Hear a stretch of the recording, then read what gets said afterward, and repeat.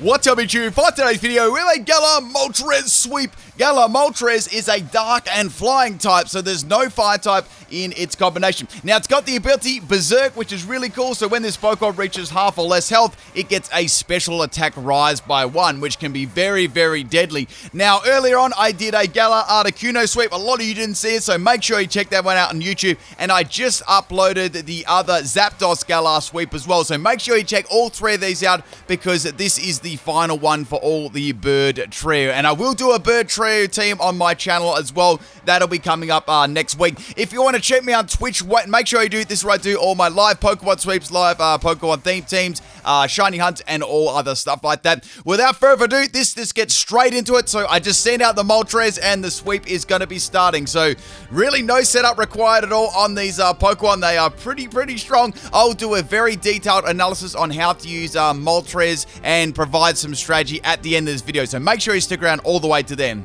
Enjoy the video, people.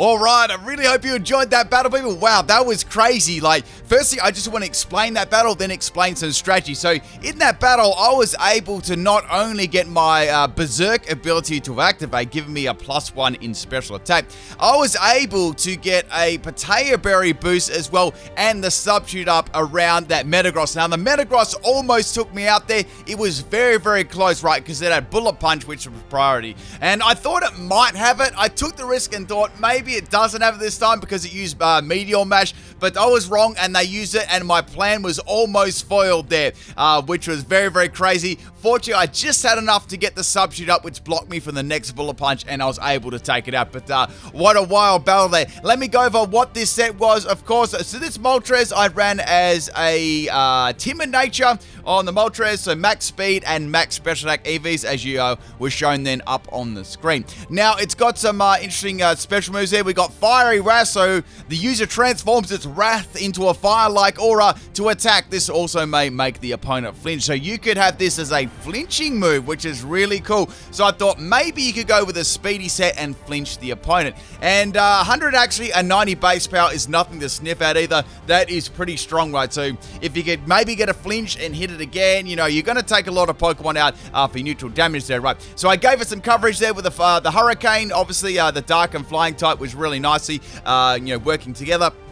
And you can also go for a max airstream as well to bolster your speed even further if you needed to in Dynamax run. Now, the other move that gets us very nice is Nasty Plot. That's going to boost its special attack by 2 stages. A very deadly sort of boosting move there. And on Moltres, it's very nice. Now, you could use something else in substitute if you wanted to. You could use another coverage move. I just did it because I was just trying to get a pure, like a sweep with this one Pokemon. So I really was betting on getting a substitute up for a little bit of protection and then go for Nasty Plot, right? And, you know, then I could opt to go for the Hurricane afterwards to boost my speed by 1. And with Timid Nature, not a lot of stuff would be outspeeding it, so it was like really, really nice. Now, some of the other move options you could use, say you didn't want to use substitute, say you wanted to have a Nasty Plot, Fire Wrath, Hurricane, Sweeper without, like, substitute and that sort of thing. You could definitely opt for other items. You could also opt for a different item, Potato Berry too. That was more of a gimmick with substitute, so you could just run it with Life Orb if you wanted to. If you wanted some really nice damage output, like Nasty Plot and Life Orb be hitting very, very hard. So some of the moves it does get Air Slash, but there's really no point running Air Slash or Hurricane. You've got Hurricane, right? So there's no point really running Air Slash unless you want some flinches. So you could go a double flinching set with Fire Wrath and Air Slash, but most of the time Hurricane's going to be a lot better because it's more powerful, right? Now, the other move it does get is Ancient Power as well, so maybe if you're feeling lucky, you could go for Ancient Power to give yourself an Ancient Power chance, or maybe for just a small amount of coverage, I guess. I don't know if it would suffice, though. We've got Hex on here as well. Hex could be better coverage. Like, there's not really, outside of its 2 stabs, you're not really going to be using, like, too much other things. I'm thinking something that could really counter it. Maybe a Tyranitar. That would be a good counter here. It could block both the Fire Wrath and Hurricane really easy, like tank it out. So you might have to, just having a look, we got a Shadow Ball, Hyper Voice. There's not a lot of other moves it gets to actually hit a Tyranitar with, so I wouldn't be using this against a Tyranitar, that's for sure. But definitely a late game sweeper if you can get that Nasty Plot up. That would be very, very nice too. You could run it with Weakness Policy too as the item. That can most definitely work as Dynamax with Weakness Policy and just get overwhelming damage. I'd probably, if it was me, I'd either opt for maybe Ancient Power or Shadow Ball. I went for Sub because it allowed me to get a Nasty Plot up and work very nicely. Hope you enjoyed this video. I'll catch you for another one, maybe later on. Peace.